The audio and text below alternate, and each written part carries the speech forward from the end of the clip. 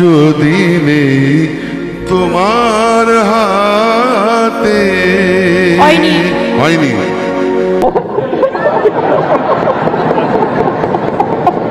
দোস্ত সবাই ভালো তো? তা দোস্ত আবার চলে এসেছি, কোনো কথা হবে না। কা দোস্ত কি দিনকাল পড়লো, হ্যাঁ। দিদিও ইন্দ্রনীল সেনের গানও ধরিয়ে দিচ্ছে, এত বড় একটা গায়ক, তার গানও ধরিয়ে দিচ্ছে। নজরুলের গানও ভুল হয়ে যাচ্ছে, সেটাও দিদি ধরিয়ে দিচ্ছে। মানে আমাদের দিদির মধ্যে কি নেই, কি নেই আমাদের দিদির মধ্যে? আমাদের দিদি হচ্ছে করুণাময়ী দিদি, দিদির মধ্যে সবকিছু অ্যাভেলেবেল। দিদি ভালো নাচতে পারে, দিদি ভালো গান করতে পারে, দিদি নার্সিং করেছে, দিদি আবার আইনজীবী, দিদি আবার পিএইচডি কমপ্লিট করেছে, দিদি আবার ছবি আঁকতে পারে। আর দিদির যেসব ছবিগুলো আঁকতো, সেসব ছবি যারা কিনতো, তারা বর্তমানে দোস্ত পেঁয়াজ জেলে বসে আছে। তার জন্য দোস্ত দিদির ছবি বর্তমানে বিক্রি হচ্ছে না। তাই দোস্ত আজকে দিদির গান তো তোমাদের শোনাবোই, আর দিদির সঙ্গে সঙ্গে দিদির যেসব নেতা নেত্রীরা আছে, তারাও গান খুবই পছন্দ করে। যারা গান করতে পছন্দ করে, তাদের গানও তোমাদের শোনাবো। তাহলে চলো বেশি ছাড় পাকম না করে সোজা ভিডিওর দিকে এখনো যাক। चलो भाई देखो अब मैं क्या करता हूँ। দিদি, ও দিদি, কি বলে? তা দিদি করছি, তুমি নজরুল জন্ম জয়ন্তীতে তুমি গান করেছিলে, সেটা আমি দিদি শুনতে পারি নাই, কারণ দিদি মোবাইল ছিল না, নেট প্যাক শেষ হয়ে গেছিল। সেই কারণে দিদি এখন দিদি তোমার কাছে চূড়ান্ত ভাবে একটা রিকোয়েস্ট করছি, ঠিক আছে? তুমি যদি সেই গানটা যদি একটু করে শোনাতে, তাহলে বেশ ভালোই হতো। আমার নেট প্যাক ছিল না বলে আমার পাবলিক, মানে আমার জনগণ, আমার দোস্তরা, ঠিক আছে, কেউ শুনতে পারি না। দিদি একটু প্লিজ যদি শোনাতে বেশ ভালোই হতো। সবাইকে প্রণাম জানিয়ে বলছি যে আমি তো প্র্যাকটিস করি না, আর আমি চর্চাও করি না। আতে কি হয়েছে দিদি? আমি তো দিদি জানি তুমি ভালো সুন্দর গান করতে পারো, এতে আমার কোনো অসুবিধে নাই। তা দিদি তুমি দেখো না, তোমার অন্ধ ভক্তরা গান গান করে কান কপাল সব খাইয়ে ফেলাই দিল, হ্যাঁ।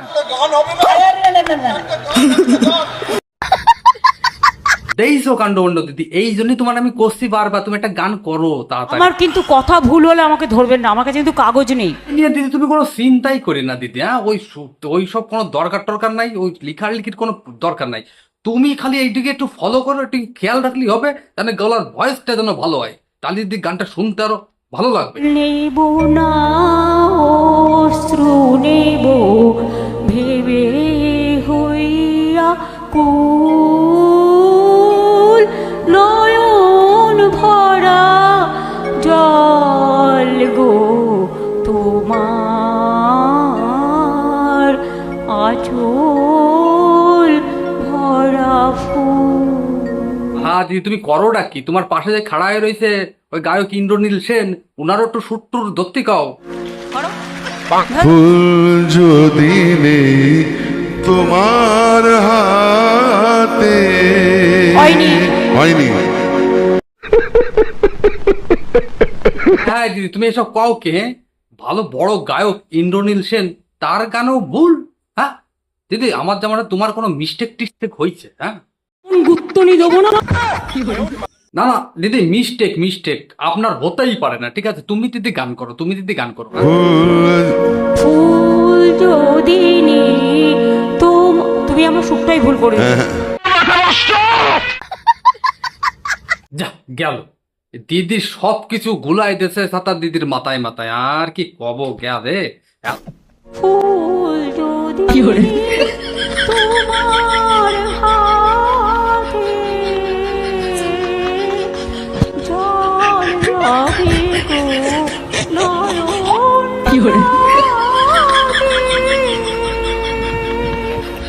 অশ্রু মিলে ফুল बंद करो हाथ जोड़ के मैं मोदी साहब से गुजारिश करता हूँ। কি বলে? কি গুঁড়ো গড়া চলবে কাকু কাকুরা, গানটা বেশ ভালোই তোমরা মনোযোগ সহকারে শুনতেছিলাম, সেটা আমি জানি, হ্যাঁ। কিন্তু শোনার পরেও এই গানের পিছনে একটা ক্লিপ আছে, সেই ক্লিপটা কি তোমরা ভালো ফলো করেছো? হ্যাঁ, ফলো তোমরা জানি করো নাই, তার জন্য ক্লিপটা আবার একবার দিচ্ছি, সেটা একবার দেখে নিও, হ্যাঁ। তা এই গানটা মানে ভাইরাল হওয়ার পরে তা জনগণে কিন্তু দোস্ত সবাই বলছে যে দিদি ঠিক সময় কিন্তু ঠিক গানই করেছে, হ্যাঁ। তা দোস্ত সেই ক্লিপটা একটু দেখো, তোমরা ভালো করে বোঝার চেষ্টা করবা কিন্তু। আর যাবার সময় হলো, দাও বিদায়।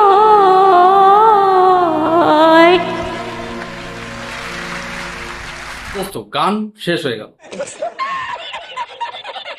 তো আমরা দিদির নানা রকম রূপ দেখেছি, নানা রকম গুণ দেখেছি, কিন্তু আজকে দিদির গুণও দেখলাম, রূপও দেখলাম, দুটোই দিনই দেখা হয়ে গেল।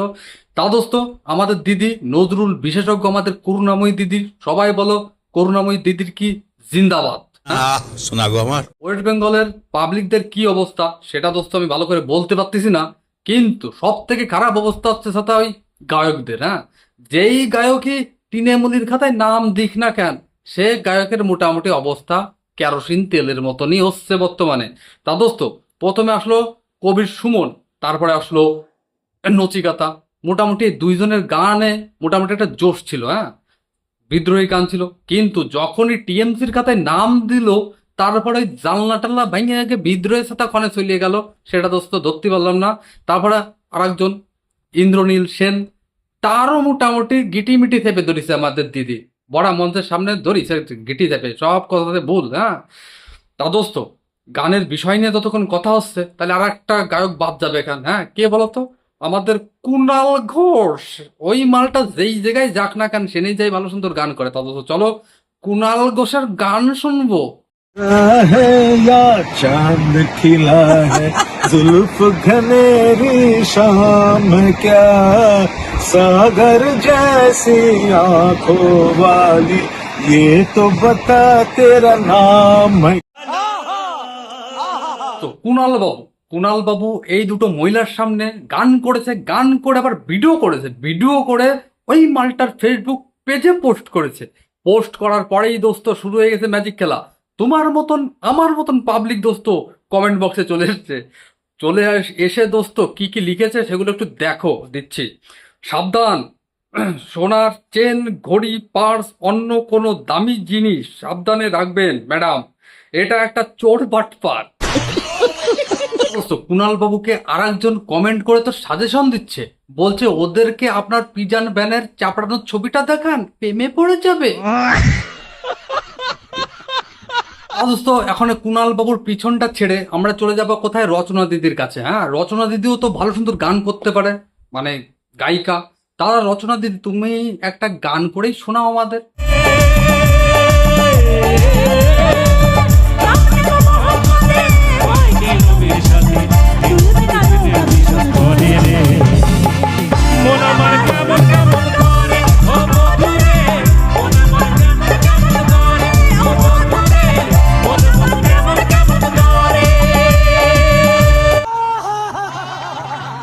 যাই বলো না কারণ রচনা দিদির গান শুনে বেশ একটু নাচতে মন চাচ্ছিল, কিন্তু দোস্ত পায়ে ব্যথা, সেই কারণে দোস্ত নাচতে আমি পারলাম না।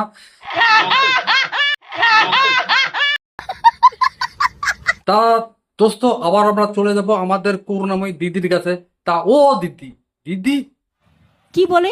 দিদি, তোমার রাজ্যে এসব কি দেখতেছি দিদি? হ্যাঁ, তোমার রাজ্যের নেতা মন্ত্রীরা রাস্তাঘাটে যেইখানে মঞ্চ পাচ্ছে সেই জায়গায় যাইয়ে মোটামুটি দাদাগিরি দেখাচ্ছে, কি ব্যাপার দিদি? আমার কথা বিশ্বাস হচ্ছে? ঠিক আছে দিদি, এক কাজ করো, এই ভিডিওটা দিচ্ছি, ভিডিওটা দাও, তাহলে বুঝতে পারবা না। ঠ্যাঙানির দাওয়াই দিচ্ছেন তৃণমূল নেতা। বিজেপি কর্মীদের দুয়ারে ঠ্যাঙানির দাওয়াই। শাসক কাউন্সিলরের সমিত অনেক উন্নয়ন দিয়েছি, অনেক সোহাগ দিয়েছি, 26-এ বিজেপি করলে ডান্ডা দিয়ে ঠান্ডা করে দেবো, এমনই হুঁশিয়ারি বোলপুরের তৃণমূল কাউন্সিলরের স্বামী বাবু দাসের। আপনারা কান খুলে শুনে রাখুন, আমরা অনেক উন্নয়ন দিয়েছি, অনেক আদর দিয়েছি, অনেক সোহাগ দিয়েছি। এবার 2026-এর ভোটে আমি বাবু দাস বলে যাচ্ছে দুয়ারে কেলানি রাখবো।